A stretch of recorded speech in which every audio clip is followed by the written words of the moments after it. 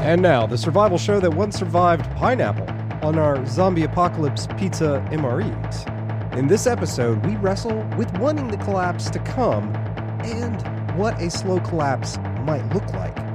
Devon Porter, author of After The Crumble, joins us to illustrate what a societal crumble might look like in this ITRH Book Club episode. Howdy, and welcome to In the Rabbit Hole's Urban Survival Podcast. This is episode number 172. I'm your host, Aaron, and you are in the rabbit hole. Say it and sound.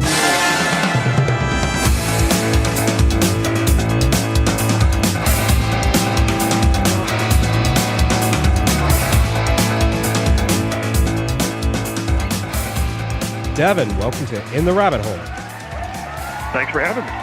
So you are the author of After the Crumble, Volume 1. But before we get into your books, let's get to know you a little bit better, man. How did you first come to writing? I ask this question, I'm always curious. I know some writers come to it very late in life. A lot of authors come to it extremely early in life, and somehow it just kind of ends up manifesting itself. So what's your story? How did you come to being an author? Well, it's funny you should ask, and I have not actually told anyone this before, but it just popped into my head. When I was a kid, I went on a vacation to Key West, and I was probably 16 or 15 years old, and I went to one of those fortune tellers right on the end of that square in Key West. And she told me, she said, when you grow up, you're going to be a writer. And, so I proceeded to forget about that. Yeah. And I've always written, mostly short stories. And, when I got out of college, I moved into a career in banking. And I've been in that career ever since. So I've been a hobby farmer for quite some time. And, but I was one of these guys that was always, I ate a lot of fast food. I drank a lot of soda. I lived the typical, American lifestyle. And in 2009, I actually got very sick. I got so sick I was in the hospital for 3 months. I had to get a surgery to fix a problem with my stomach. And, the doctors told me that this was unusual for this particular affliction to happen to someone of such a young age. At that point, I was in my early 30s. And when I got out of the hospital, I'm cured. The good news is I'm fine now. But I got out of the hospital and I started to do research on why that might have been. Why did such a young person get sick like that? And it brought me into learning about the industrial farming system in the world that we live in. And as you may have experienced yourself, as you start to do research and you go down the rabbit hole, you start to realize that this system that we have created, in which we live, is not sustainable. And at some point, this thing is not going to be able to last for a variety of reasons, not only with the amount of resources and oil and water and things like that, but for many other reasons. So in 2009, 2010, I started to have my awakening. And I started to pay more attention to what was going around me. And I came to the conclusion that modern civilization will fall probably in our lifetimes. It'll be a fairly slow process and, probably 20, 30 years. So at that point, I started to write. And, what I was trying to do is I'd always been a fan of post-apocalyptic fiction, and I've read so much of what has come out and still do. And I thought that I could bring a different angle to that genre. And so that's what caused me to start writing After the Crumble, which was came out at the end of 2014. So that's sort of how I, in a roundabout way, became a writer. Okay. So now, you said when you're not pounding out words, your day job is as a banker, has that had any influence on your personal awakening and coming to prep? Right. There's no question about it. And, okay. You remember you learn how banking works. And at the end of high school and in college, economics 101, banking 101, you learn about all these things. And then in my career, I've seen it firsthand how it works. And I work for a community bank. Okay. We're located in Virginia and Maryland. And as I often tell people, we're one of the good guys. We'll store your money for you, and we'll pay you interest for the privilege of doing it, and we will loan money to small businesses for them to grow. Now, being in the career that I am in, I have been particularly able to watch the shenanigans of these too big to fail banks. Yeah. These extremely large institutions that have moved away from serving their clients and have moved into a lot of different tricks in order to drain their clients of fees and money and everything else. Of course, we could talk about the Federal Reserve for an hour, and about how that structurally that is really not in the best interest of the American people. The structure and how the Federal Reserve is built is in the interest of the elites, the top 1% and the corporations and the government. So that has given me a unique perspective. And as you know, I had several journal entries in After the Crumble that were related to financial things and different things that have been happening. And, what we saw with the bursting of the housing bubble in 2007, 2008, was just one of the many precursors to what I call the crumble. And that was just one of the early rumblings of what is going to happen to, the U.S. and Europe and a lot of the world financially and economically over the next decade, and probably even sooner than that. So, yeah, I'd say it's absolutely given me a unique perspective on the financial world. Okay. That's interesting. And now you said you got into small farming. Was that because of your illness as you started to awaken, or how did you get there? Up until I got out of college, I lived in what I called techno-narcissistic haze. Okay. I played a lot of video games, watched a lot of TV and movies and entertainment, did not spend a lot of time outside. But the funny thing was that I grew up on a farm. And you've got these beautiful horses frolicking in the field outside, and here I am in, 1991 playing Nintendo right inside the house, So I always liked to sort of mess around, and I would plant fruit trees and things like that just for fun, just because it was there. But it wasn't until 2009 when I got very sick that I thought to myself, what an unbelievable opportunity I have to live on this piece of land. And why shouldn't I be using this thing to, try to produce clean food? So, my family always calls me a dreamer. And so I tried about 15 or 20 different hobbies on the farm. At one point, I tried to raise bees. I had, different types of fruit trees. I had 150 chickens at one point. And it's a lot of fun. I would call particularly profitable. So as the years went by, I discovered that I'm fairly good at a couple of things. I'm pretty good at raising pigs, and I'm pretty good at making blueberries grow. And it's particularly helpful in Virginia because it's not that common to see people be able to grow blueberries very well in Virginia. So as the years went by, I sort of narrowed my focus to the things that I was good at, the things that, could potentially show a profit. Even for a hobby, you still want to at least break even and make some money. Right. So I actually raised the best pork that you can possibly imagine. It's a very rare breed called the Mangalitsa pig, and it's also known as the Kobe beef of pork. And it took me years to find this breed of pig and to get them to the point where I can now actually start really selling the pork en masse. And so I really do. I raise some of the best pork that you've probably ever seen, and I'm very proud of it. The blueberries, it's a blueberry, but the pork is very good. Yeah.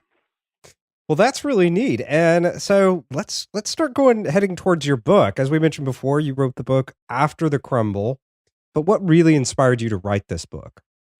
So, one of the big inspirations for me was the fact that, that in a lot of the post-apocalyptic genre, you will discover that many of the characters are former military or have training in some type of violence. They were former police officer, former military, and there's a lot of emphasis on, the type of guns that they use and the battles and things like that. And I love that. I've always been a fan of that, and I have a lot of respect for the writers that write that way. And, I started thinking about a different angle and saying, okay, first of all, while an EMP or the Yellowstone volcano, or, there's several different scenarios that are very realistic that could happen.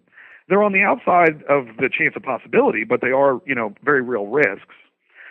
Those are the type of scenarios that would happen in 24 hours. So if an EMP hit from today, talking to you to tomorrow at the same time, we would be leading extremely different lives very quickly. Yeah. And I believe that, people who are preppers ought to be prepared for something very quick like that. I think it's smart to be prepared for an EMP. But I believe that the more realistic scenario is a slow crumble. And the name popped into my head one day. And, Rawls, James Wesley Rawls calls it the crunch, and James Howard Kunstler calls it the long emergency. And, those authors who have looked at more of a long-term apocalypse have come up with neat names for it. And I felt like crumble was very appropriate. So once I had come up with that name, it all started to fall into place. And basically what I did was I said, okay, let's assume that me, Devon Porter, and of course the guy's name is Gavin Collier in After the Crumble. What's going to happen to me in the year 2038? What's my life going to be like? What's the world going to be like? And what are the things that are going to drive me? What is going to be the point of staying alive?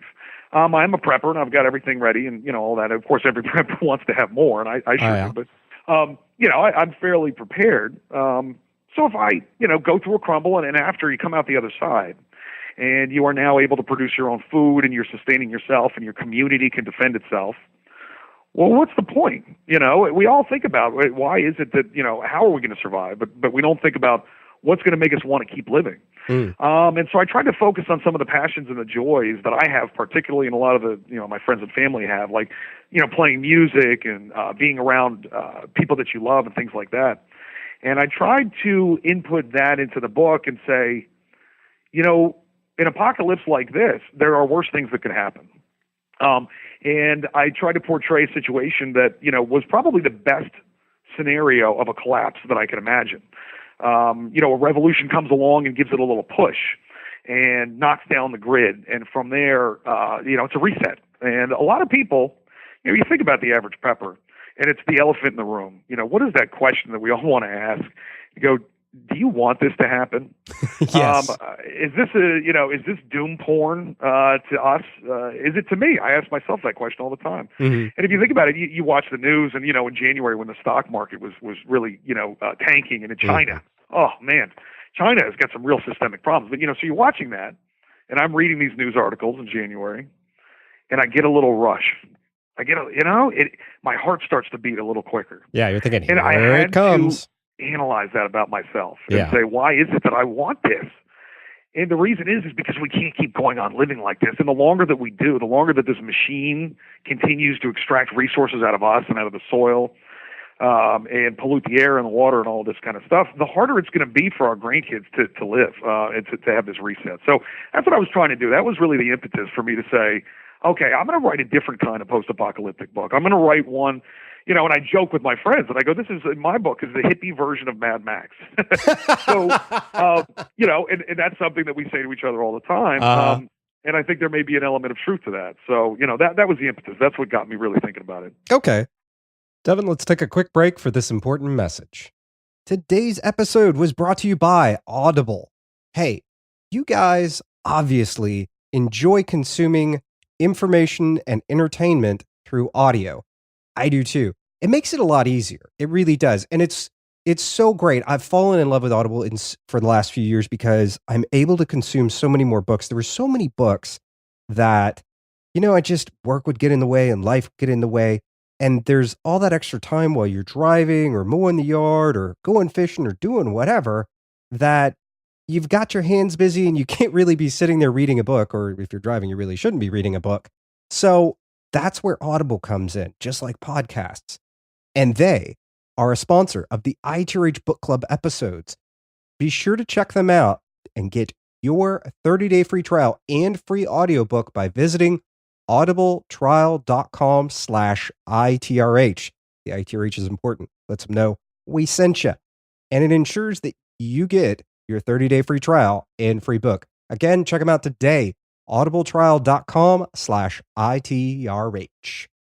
Next up, this episode is also sponsored by listeners just like you. How? Well, do you get at least $2.50 a month worth of value out of ITRH? Great. Visit ITRH.net today to find out how membership gets you all kinds of special benefits. Things like an on-demand Bob and Emergency Kits class with special bonus downloads, an invitation to the secret ITRH Armada Facebook group where you can chat with myself and other members about preparedness, guns, and even silly bunny photos. Access to every episode ever produced by ITRH, including one that was never aired. Loads of bonus downloads, and those are just a few. Find out more by visiting ITRH.net. You'll be helping the show stay safe and sound that helps you stay safe and sound. Again, go to ITRH.net today. Now, back to Devon. And so now you brought up the main character, Gavin. Tell us about crafting him and Tell us why, why will readers connect with him and perhaps even identify with him? I think that one of the things about Gavin is that, Gavin is based on me, but he's not me. And that's something you see a lot of times with writers that do that. And a lot of the other characters are based on friends of mine. And of course, to change the names to protect the innocent. But I think the reader will meet Gavin and go, this guy's a little weird. And he's likable because he's not perfect. He makes mistakes and he's very human. He has now, and it's the year 2038 in Virginia, and he has now gotten to the point the grid collapsed in 2027, 2028. So he's been living this world for about 10 years. And he was just a hobby farmer, a guy who worked in the corporate world. But he's managed to survive. He's managed to figure out how to commit violence and how to. He bought all these fancy guns. He had shot them, but he had never killed anybody. So now he has. Now he has got to the point where he's toughened up a little bit, but he's still human. And he still feels bad when he kills someone, and he tries not to if he can help it. And that's that eternal question: do you become the monster in so doing when you're killing the monsters? So how do you survive without becoming a monster yourself? And that's what he's going through. So I think the reader will identify with him because right within the first 10 or 15 pages, you learn a lot about him and the way that he is, and you see that he is very human very quickly. In a lot of different ways. And he sort of gets into a violent situation about the first 25 pages and just gets out by the skin of his teeth. And, he gets into the violent situation for sort of questionable reasons. And, I think the reader will, sort of go, okay, this is a guy that I can really identify with. This is a normal guy in extraordinary circumstances. Yeah, it's not the, I guess, prototypical, like you were saying before, people with military or law enforcement background where the character has a tendency to do everything perfectly and makes the 1,500-yard shot through the other guy's rifle scope and all this other one man against an entire army of zombies. Which is fun, but you always hear that and you go, okay, you'll hear people say that and they'll say they'll never hear the shot coming because it'll be from 5,000 yards away. And the real question you got to ask is, how do you know at 5,000 yards away that person is a threat? Yeah. Are you just picking people's heads out of 5,000 yards and just shooting them? So I try to make it a little more realistic in the sense that we are just human beings and we don't like to kill each other if we can help it, and it makes us feel bad, and we still have to do it, and it's messy and it's violent, and I try to make it in that way and a little more realistic. Okay. So we've hinted at it a little bit.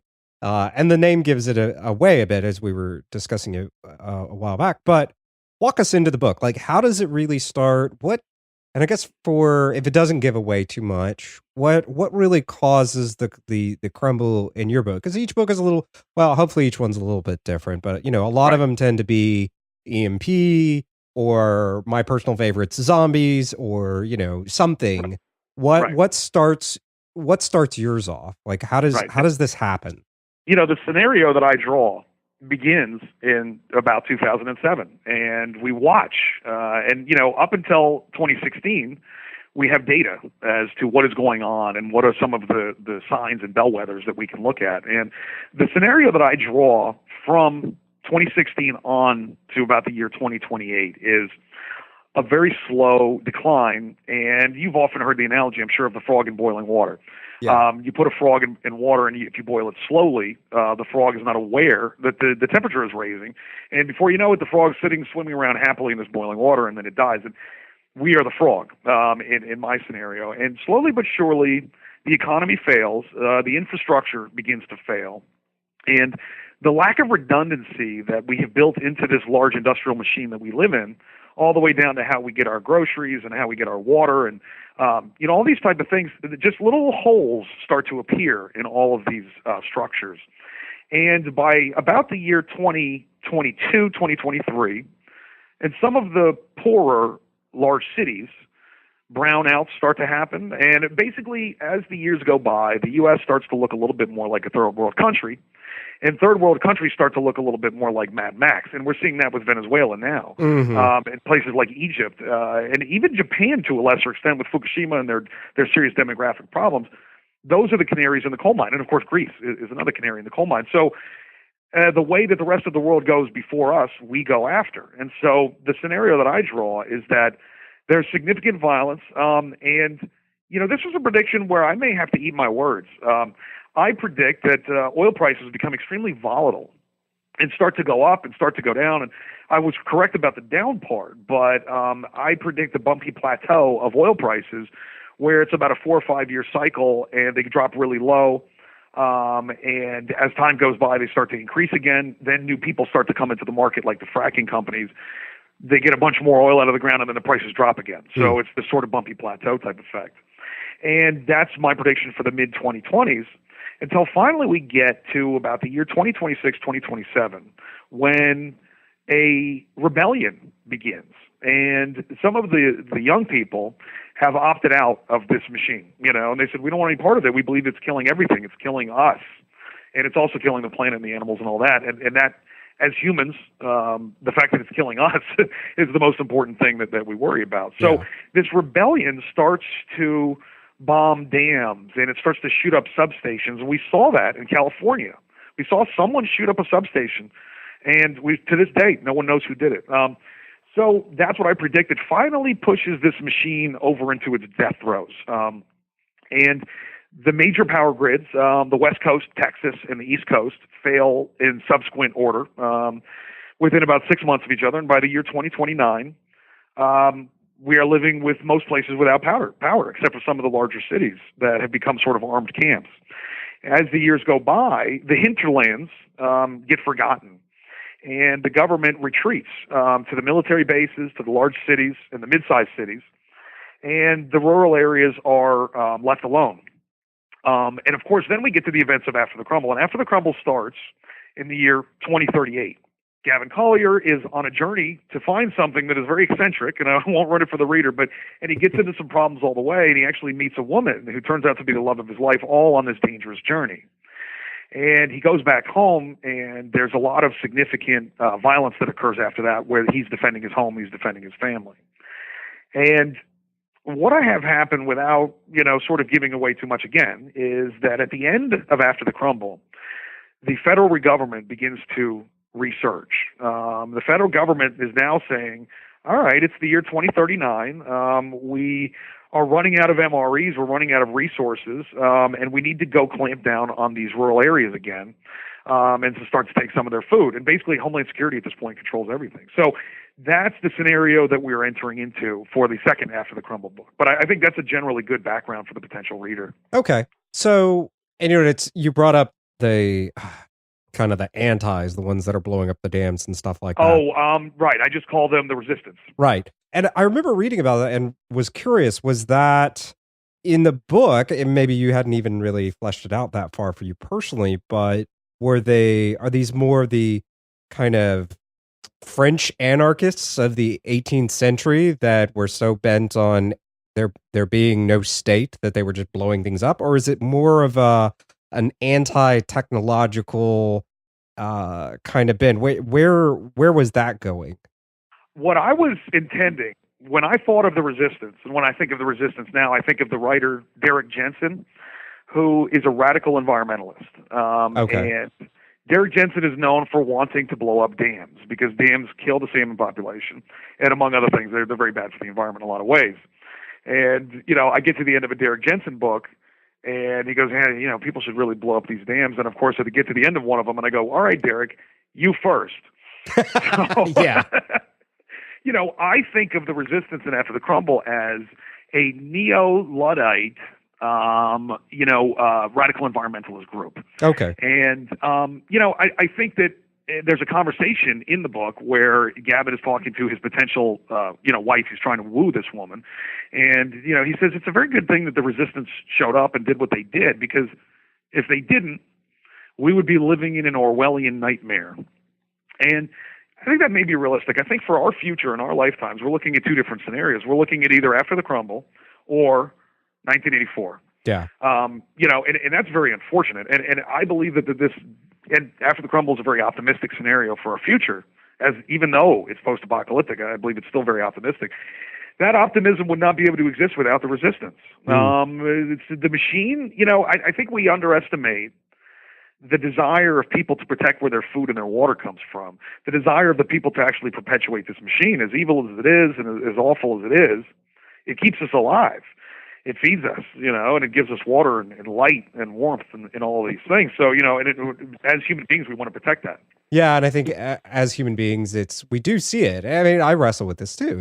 It's a very low effort, low energy on my part, and on most people's part, existence. And right. As a rather intelligent organism, and more often than not, most organisms will do anything they can to conserve energy. I often like to say that human beings are incredibly lazy in an extremely positive way. It's conservation of energy. Right. And, if we can get away with perpetuating and not having to make the big uncomfortable changes that maybe are not necessary, not to get into that discussion necessarily, but to make that change, irregardless of why or what's really going on, that would be a very, very hard change for most people. Absolutely. And, it's funny. It's that same laziness that has driven this amazing technological innovation. Yeah. And, I think about, okay, what's your greatest fear for the apocalypse? No hot showers. I don't like it when I don't take a shower. I go camping. I go in the public showers at the campground. I enjoy my showers. So that's you think about that, and you go, as humans, we like our comfort. We are biologically designed to store energy, and that's exactly what we're doing. So it's a two-edged sword. It's done some great things for us, but unfortunately, it's putting us in a situation where it's almost inertia. Mm-hmm. We're just going along, and many of us know about these holes that are in this machine and the poison that is taking place. You can talk about Monsanto for an hour. You could talk about the problems with the ocean, Fukushima, the Pacific Ocean, and all these things. So we are not in the point anymore of the environmental movement where we're talking about the snowy spotted owl. We are now talking about 90% of life in the Pacific Ocean. This is very real now. This is not that silly kind of stuff that we're talking about from the 60s and 70s. Although to them it was certainly not silly. And, right. And I think, to me, I would like to see the spotted snowy owl or whatever it's called stick around. So, there's something very human about the situation that we're in right now. And cognitive dissonance is a very powerful thing. And I suspect that you know exactly, kind of what I'm talking about, where it's very difficult to reconcile those two pieces of knowledge in your head, that we're all going around and we're all comfortable, and you have to live in this machine to survive in this current existence. But we've all have that cognitive dissonance in the back of our head that's going, human beings are not supposed to live like this. And we've made these incredible strides, and we're going to lose them if we don't figure this out. Because, if civilization crumbles, how are we going to get to space? How are we going to colonize Mars? How are we going to terraform other planets, which we ought to look at as our destiny as a species? And we are shooting ourselves in the foot right now. When you write, are you trying to tell a story that you're passionate about with some takeaways for the reader? Or are you trying to teach the reader something, trying to teach the reader lessons wrapped in a story? Which way does that work for you as an author? That's a great question, and my publisher's Prepper Press, as you know, and when I first began speaking with them, we had a conference call, and they had read After the Crumble, and as you know, as having read it, there are some maybe 2-page sections that I would call didactic, and Prepper Press, Derek and Sarah, wonderful people, they said, you've got a couple of sections in here where you could almost call it, you're lecturing a little bit, and it's very didactic. And I said, I call those my Ayn Rand sections. Because, as we know, Ayn Rand loves to do that. She'll spend 60 pages telling you stuff. Yes. And I tried to, put it in the dialogue so it was very palatable. But I did try to do it. And, I suspect I will tone that down slightly in the second book. But those didactic sections where I'm explaining what it is that happened to us through dialogue, were very important to me, and to a certain extent actually drove my passion for writing the book. The way that I thought about it is I'm trying to give the reader a sugar-coated pill. the story, and there's action, and there's violence, and there's love, and romance, and there's cute dogs even. And at the same time, I'm letting the reader know that this is the world as I see it in the year 2038. This is what I really believe is going to happen to us. And I think that's a lot of people. That's a bitter pill, and especially for people that are our age, because we'll be in our prime 20 years from now, and we'll be seeing this stuff fall down around us. Mm-hmm. And it's difficult. It's difficult for people to accept. So I tried to coat that with some sugar. And but yeah, no, I still sort of think of those as my little Ayn Rand sections. And she had some very important things to say, and she was known for that. And I do the same thing, but instead of 60 pages, it's 2. But yeah, that absolutely drove my passion for writing the book. Yeah, not 60 pages about a tree. No, right. Yes. So, and there's another interesting part that, and I think this will be enjoyable for people who've already read your book, and also for people who read your book and then come up to this. There is a spiritual, kind of metaphysical aspect to the book that I know when I read the book, I was kind of like, I'm okay with it, but where is he going with this without giving too much away? Touch on that for a little bit. There's this metaphysical thing kind of happening in the book, and what was your purpose for that? Right. I have a young character in the book named Mike who begins to display some unusual and subtle abilities, and I try to keep that very subtle. I try to keep it to where you can suspend your disbelief as a reader and go, okay, this is interesting, and this is telling me a different part of this story. And the message that I'm trying to sort of send with that character is that his particular unusual abilities, like I said, they're very subtle, but they involve nature. They involve an ability to communicate with nature to a certain extent. And what I believe is that one of the things that makes human beings healthy and happy is a connection with nature. And there's actually, scientific studies that prove that the more outdoors time you have, the happier you are, the more content you are, and all of that. And people who have pets live longer and things like that. So there's very clear evidence that the more involved with the natural world we are, the better off we are. And, as we both know, and as everyone who's listening knows, in this particular version of the world that we live in, it's encouraged not to be involved in the natural world. A lot of times we sit in front of screens all day, and then even when we leave our offices, we're looking at smaller screens, walking around and looking at our phones and all of that. And to a certain extent, we lose sight of it. And I live on a farm, and I actually have some trails in the woods, and I make it a point to go walk on those things. And if I get agitated or upset or whatever, I will walk out in those woods, and invariably it makes me feel better. So, the point that I'm saying with this metaphysical character, and we will see how he develops over the next couple of books, and I will keep it as subtle as I have so far, but there will be that storyline. That point that I'm trying to make is that there's almost an element of magic to the connection that human beings can have with other animals, other plants in the natural world.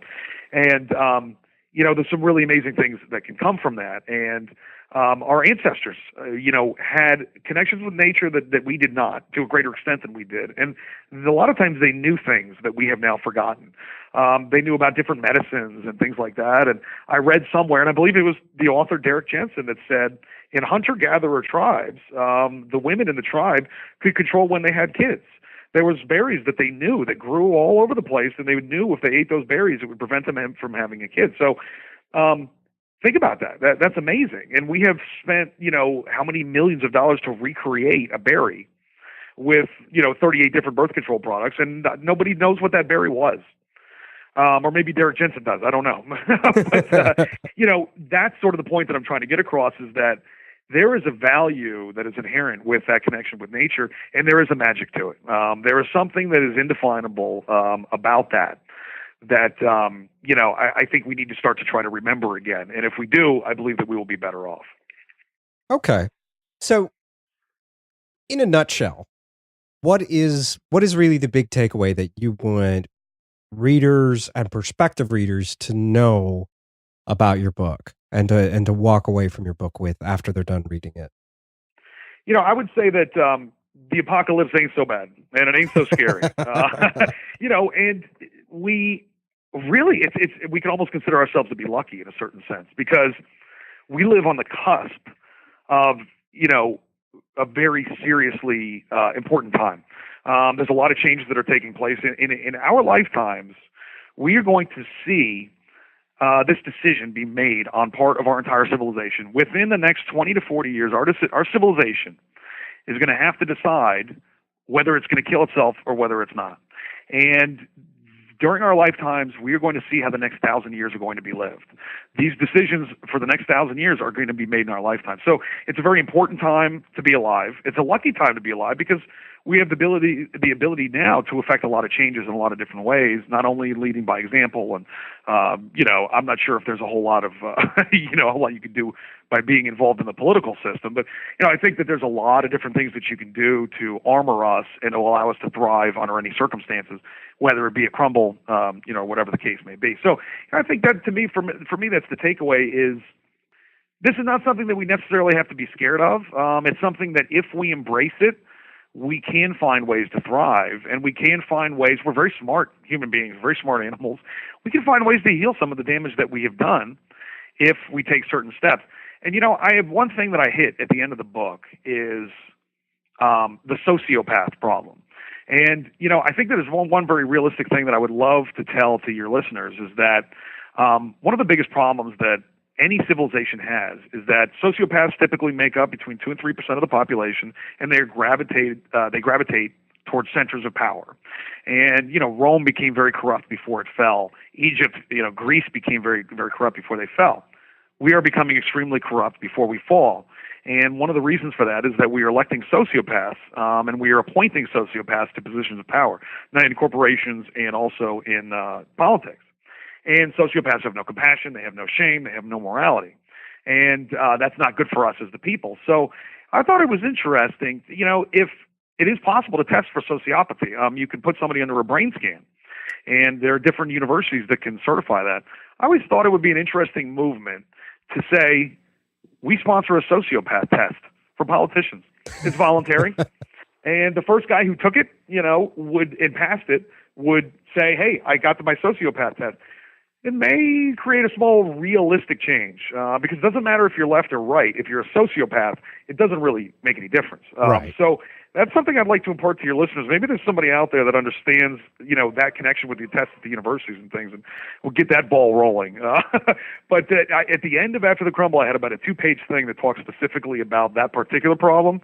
And that problem is endemic to not just our civilization. It's endemic to every civilization that we have ever built, is that very small portion of our population that has no empathy or any of that tends to gravitate towards these positions of power and causes corruption and rot and crumbles, because we ain't the first civilization that's done it.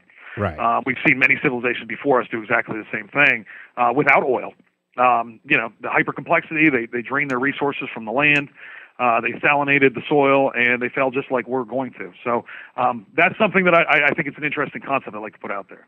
That would be quite interesting, kind of a political piss test, if you will. Absolutely. And think about it. How many of the people that are on TV that are running right now on either side? Oh God, yeah, are not sociopaths. No, I did an entire episode where I was just like, I opt out. I'm done. Forget it. I'm not going to waste my 3 hours of time. If I went to you and I say, Aaron, I'm going to give you 2 choices. I'm going to smash you in the head with a hammer, or I'm going to smack you in the face with a trombone. And you say, well, I don't like either of those choices. And I say, hey, man, you're free. You get 2 choices. That's it. That's it. The 2 choices are getting smacked in the head or getting kicked in the foot. Either way, I don't like it. And when you only have 2 choices, that's not really freedom. Yeah. I would say it's actually even less than head or foot. It's almost like, do you want your right testicle squeezed or your left testicle squeezed? But one or the other is going to get squeezed. Yeah. And you say, well, I prefer to lose in either one. And they go, well, hey, man, you got a choice. All right. Exactly. Oh man. So, and I got to back up for a second because I know there's a portion of the audience that's thinking this. If you had an audience member in front of you now and they were saying, you know what, it sounds like an interesting book, but it sounds like there's a lot of woo stuff going on in here. What would you tell them to kind of get them over that and comfortable with the idea of reading your book? Oh, I'd say embrace it. Embrace the woo-woo part. That's the fun part.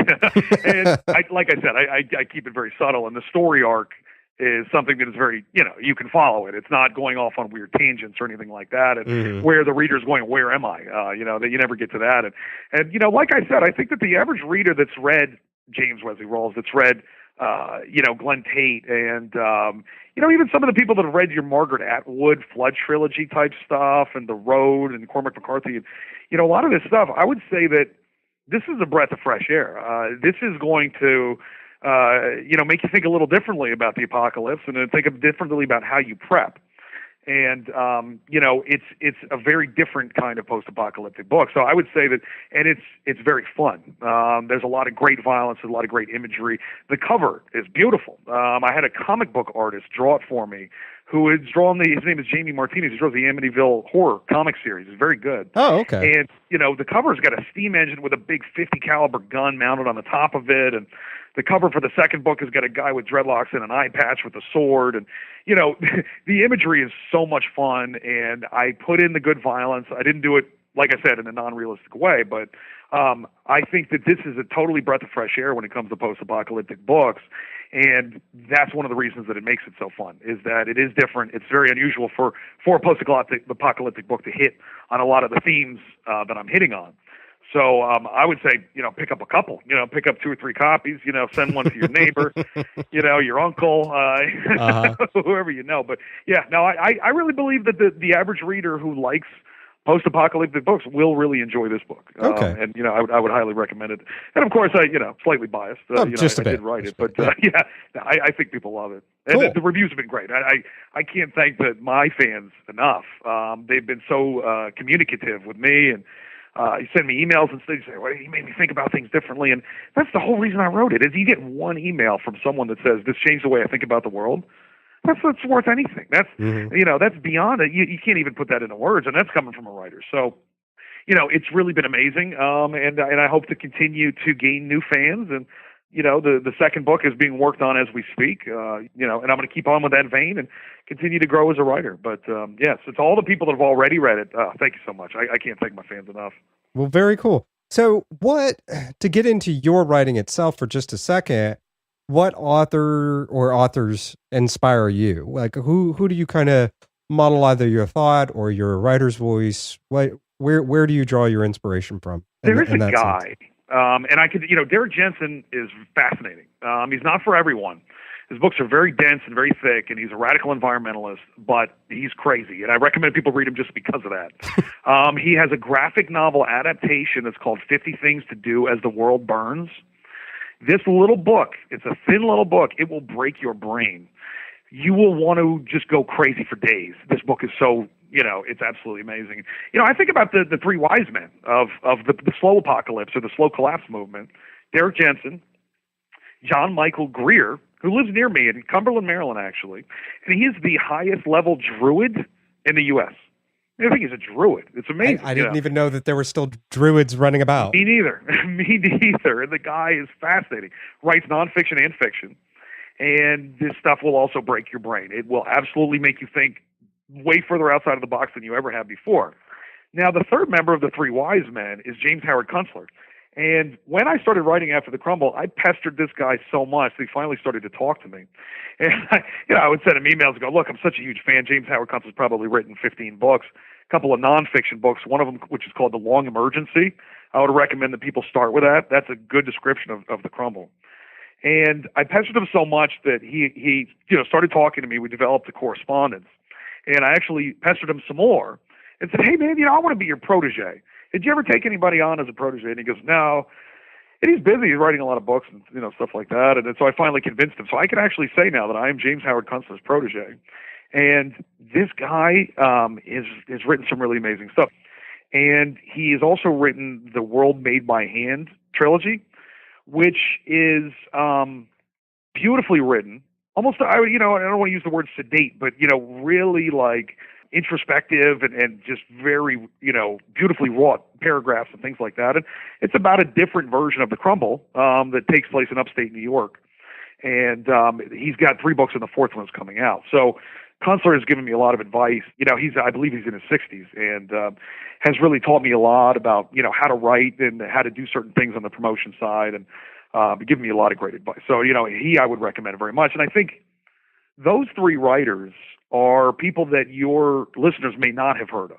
Because I could say Rawls and Tate and Joe Nobody and a lot of these guys, and they're very well known. But I think those three are lesser known and probably should not be. I think they should probably be better known than they are. So, any of your readers that want to check any of that stuff out, I think it's worth. I think it's worth taking a look at it. Okay. And as a writer and as a prepper and somebody who is obviously a cerebral guy and spends lots of time pondering and pontificating and navel gazing, what? You got no idea. Yeah. What prepper pet peeve do you have? What do you see on a regular basis that people do or focus on or gear or anything like that just makes you crazy and you're like, what? Why do people keep doing this? And I don't know why I sound like Bill Cosby there, but what's your pet peeve? I think that one of my pet peeves is a lot of us desire this. A lot of us want this to happen. And the reasons that we want this to happen can vary greatly from person to person. And for me personally, and I think for a lot of my readers, and I think for a lot of your listeners, we do want to see this happen. And some of us don't want to admit it, in your average conversation. But we want it to happen because we see that this world is unsustainable. And, we can't keep living like this for 25 different reasons, one of which is we're crapping on the planet so hard that there may be nothing left by the time that our great-grandkids roll around. And another is that it's extremely stifling, and it's not fun to necessarily live this way. And we're seeing the creep of surveillance and totalitarianism in the government and things like that. But so, my pet peeve with certain parts of the prepper community is the desire for the collapse to happen because they want to kill their neighbors. Have you heard that? I mean, I bet you see people, where they go, I have a list. And as soon as the EP happens, I got these people on my list. Yeah, I've met those people. That's a pet peeve for me. And, I'll be perfectly candid. I grew up around black people. And Xavier, the character in After the Crumble, is based on Leo, who's a black guy. He's a great friend of mine. And I've known him since I was 10 years old. He's almost like a brother to me. And he actually lives in the tenant house and works for the farm. And Leo's family and my family have become very close over the years, and we are united in our desire to defend ourselves and to provide for ourselves under any circumstances. And I remember right when I first started building the After the Crumble Facebook page, and I had maybe 4,000 or 5,000 people that were following it, and I posted a picture. And it was about 10 guys and about 3 or 4 white guys and about, 3 or 4 black guys. And we're all holding these giant guns and, we're dressed with our cool vests on and all this kind of stuff. And we look really tough, And, I said, this is what a lot of the characters in After the Crumble are based on, the people in this picture.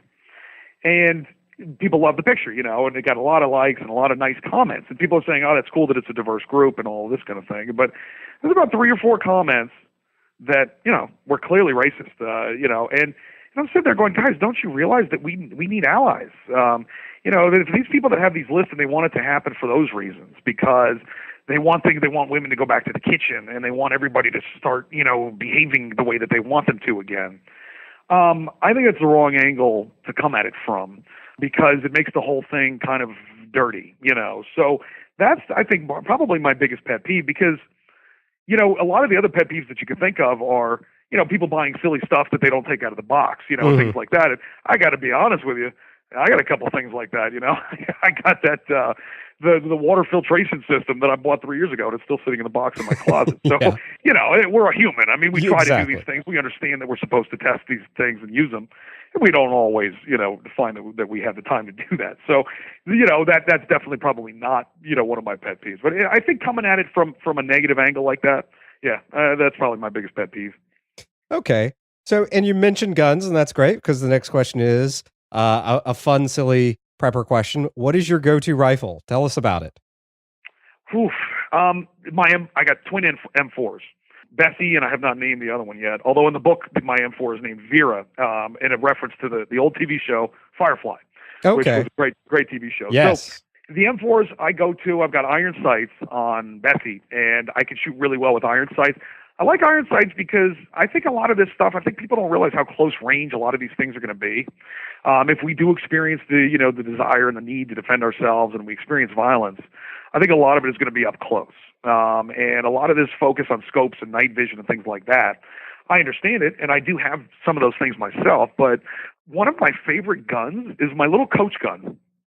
You know, a little 12 gauge double barrel side by side made by Stager. And that's a fun gun. I shoot skeet with it and things like that. I've gotten pretty good with shotguns. But the M4, and then for something, you know, shooting a deer, I would use my 270, which it's easy to find the ammo. You can find them for very inexpensive, like good brands. I'm pretty sure mine's a Remington. But you know, I'm your typical farmer in that, you know, I got a safe full of stuff, you know, all sorts of different neat toys. But like I said, I think a lot of this stuff is going to be closer range than people realize. And one of the things that I really like that I have not gotten yet is the scope that'll flip down and turn iron sights, or the scopes that are raised up a little bit and have the iron sights underneath them. Because if you got a guy 20 feet away from you, you're not going to try to zoom in with your scope. You know, you're just going to pull out and start shooting. So most of the practice that I've done has been with the iron sights on my M4, just to see how far out I can go and still have a relatively decent accuracy. And I've gotten pretty good with it. So, you know, that's probably my go-to, I think, is good old Bessie. You know, she's easy to keep clean. I know a lot of guys that like the AKs better. I haven't had as much. I've shot that M4 a lot, and I have not had a lot of jamming issues or anything like that. But that, yeah, I would recommend that. You know, a good little semi-auto rifle with some iron sights on it that'll take 223 or 5.56. You know, I think that's a good way to start anyway. You know, so but that's a great gun. I've had a lot of fun with that. For a totally random question here, what is your go-to comfort food in the zombie apocalypse? What will you not be able to live without after the crumble? There we go. You gotta go with pizza. Because pizza is going to be hard to reproduce. Yeah. You know, if you think about that, that's going to be a pain, you know, to get the crust right. We can make burgers, you know, there's a lot of cows and, you know, stuff like that. We can grind beef. We can make some type of a bread, but pizza would be difficult to pull off in a good way. So, you know, if the zombies start coming, I got to go get pig feed, and I got to get like maybe 15 large, maybe cheese and pepperoni pizzas. And that'll buy you that first, you know, maybe 15 days, you know, then you can start to work it out after that. You know, I can't remember who it is, but somebody makes like an MRE style, basically Hot Pocket now. You may want to check those out. And I know Lunchables makes a pizza. It probably tastes horrific, but you know, I don't know. I've never tried it. Yeah. But yeah, that's one of my big comfort foods. And you know, the mozzarella you could do, the sauce you could do, but the oven is going to be tricky. You know, because you got to get it at the right temperature, and the crust. That's going to be a tough one. Brick ovens are tricky. I've actually helped build one before, and I have seen what happens when you build one incorrectly because you don't follow the directions, which it was not my fault for once. Well, you can always say you did it on purpose because you needed to have that learning experience. Well, usually I'm totally all about my mistakes and being bitten by rabbits and being knocked unconscious by the pipe that I was supposed to be using to knock the rabbits unconscious with. But in this instance, it was not my fault that pizza oven left a kind of burnt, gooey mess of a pizza. But yeah, they are actually...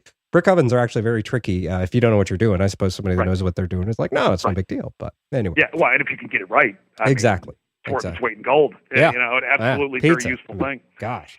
So what's the best $100 you've ever spent in preparedness? The most fun $100 that I've ever spent was the ghillie suit. And ask me again in 15 years, and I'll tell you whether it's been, you know, useful or not. I've worn it, obviously, but not because I needed to. I think the most effective $100 that I spent was I bought, and I actually mentioned this in the book, and in the book I don't mention a lot of products, and I know a lot of these writers do, and they'll say, you should get this type of water filter and stuff like that. I don't do that, but there's one product that I actually do mention. And I emailed the company and I said, hey, I wrote a book. I mentioned it. You want to send me some free stuff? And I'm still waiting to hear back from them. So, you know, we'll have to see how that goes. But there's a company that makes reusable canning lids. Oh, okay. It's called Tattler, Tattler. And what I've found is that you can reuse the regular canning lids. The rings are fine. They'll last you a very long time.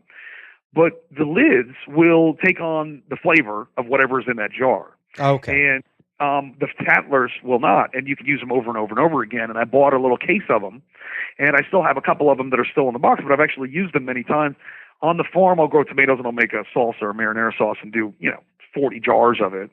And I use those Tattler lids again and again, and you just wash them off, and they do not retain any of the taste from the previous thing that was in that jar. So that's probably the most effective $100, that I've spent. And it wasn't quite, it's like $40 or $50 or something like that. But that's really the one that sticks out as something that I use regularly now, as opposed to something that I have tried and, tested, but sits in a drawer.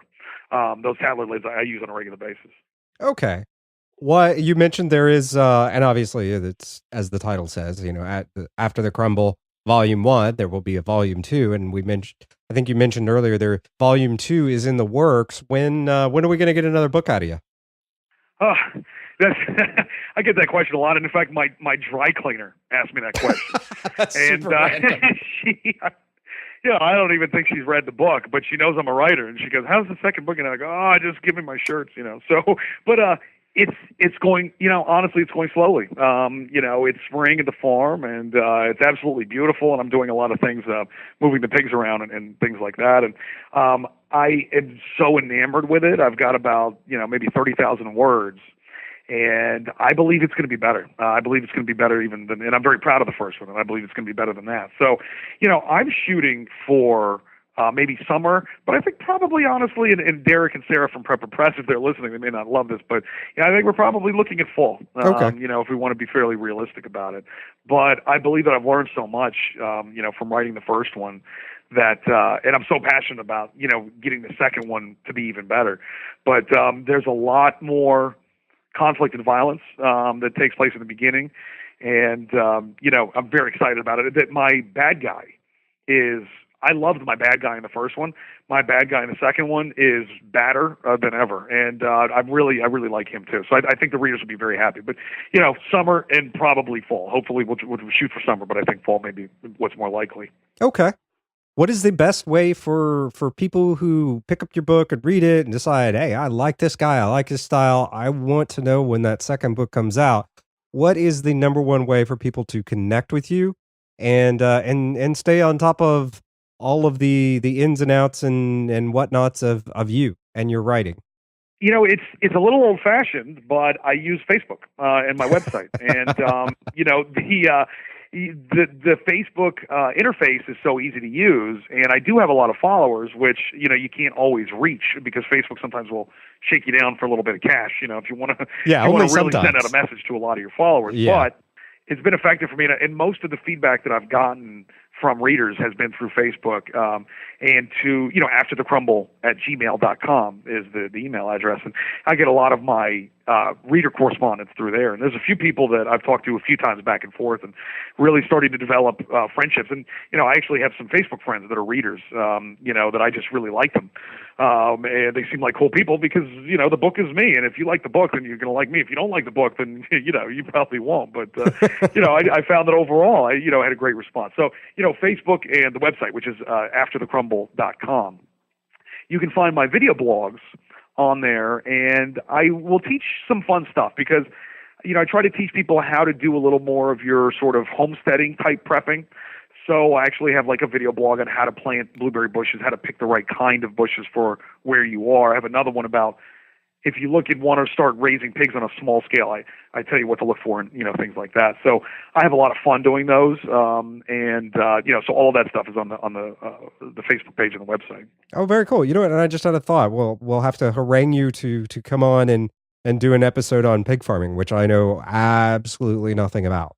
So yeah, I would love to talk to you about that. Absolutely. Awesome. Well, hey man, give us your website address one more time. It is afterthecrumble.com. And it's facebook.com/afterthecrumble. And I post weird and silly stuff and interesting things that point out what's happening today with the crumble and things like that, keeping the reader up to date. That's a good one too, is the website and Facebook. Fantastic. Well, dude, Devon, I'm looking forward to your next book and looking forward to having you on again. Absolutely. It's great talking to you, Aaron. I appreciate it. Thanks, man. You too. All right. Listeners, remember, ITRH will be going on summer break soon. That means the final episode will be May 25th. Since ITRH summer shorts were so well received last summer, we're doing it again. So you won't be left without any ITRH for the summer. They'll just be short 7 to 15 minute episodes, probably on the order of about every 3 weeks.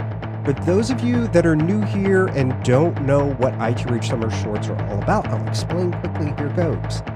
ITRH goes on break for a few months every summer. But we don't go totally off the air. You'll get short episodes on a less frequent basis, about one every 3 weeks. Then we'll be back August 1st. Next announcement. Today's episode was brought to you by Audible. Hey, you guys obviously enjoy consuming information and entertainment through audio. I do too. It makes it a lot easier. It really does. And it's so great. I've fallen in love with Audible for the last few years because I'm able to consume so many more books. There were so many books that, I just work would get in the way and life would get in the way. And there's all that extra time while you're driving or mowing the yard or going fishing or doing whatever that you've got your hands busy and you can't really be sitting there reading a book, or if you're driving, you really shouldn't be reading a book. So that's where Audible comes in, just like podcasts. And they are a sponsor of the ITRH Book Club episodes. Be sure to check them out and get your 30-day free trial and free audiobook by visiting audibletrial.com/ITRH. The ITRH is important. Lets them know we sent you. And it ensures that you get your 30-day free trial and free book. Again, check them out today. audibletrial.com/ITRH. And of course, hey, do you get value out of each episode? As a matter of fact, do you get at least $2.50 worth of value out of ITRH in general? Well, you should see what we do for members. Check it out today by visiting ITRH.net. Members get all kinds of cool benefits. Things such as access to episodes a day early, an invitation to the secret ITRH Armada Facebook group so you can chat with myself and other listeners all day long, and of course, all kinds of other shenanigans and things that get going on in that group. Encrypted forums so you can chat securely with like-minded people about preparedness. A free copy of the book Owning Your Survival, 9 Steps for Surviving, Survival and Preparedness. Access to our famous Bob and Emergency Kits video course with downloadable checklists and spreadsheets. My insane ammo inventory spreadsheet. You'll finally have instant access to knowing what you've got on hand at any moment. Because let's face it, sometimes we just want to know right then and there, how many bullets do I have? Access to every episode ever produced by ITRH, including one with a famous knife maker that was never aired. That's over 160 hours of survival conversations to help you get better prepared. And we're adding new stuff all the time, and that's just some of the benefits. Again, visit ITRH.net to learn more and become part of the ITRH Roving Horde Armada. Again, ITRH.net. You'll be helping the show stay safe and sound that helps you stay safe and sound. With that, we wrap up episode number 172. As always, links, resources, the ability to comment, a link to the Audible trial, a link to the membership, everything can be found at intherabbithole.com/E172. From the Lone Star State. Till next time, stay safe and sound. West.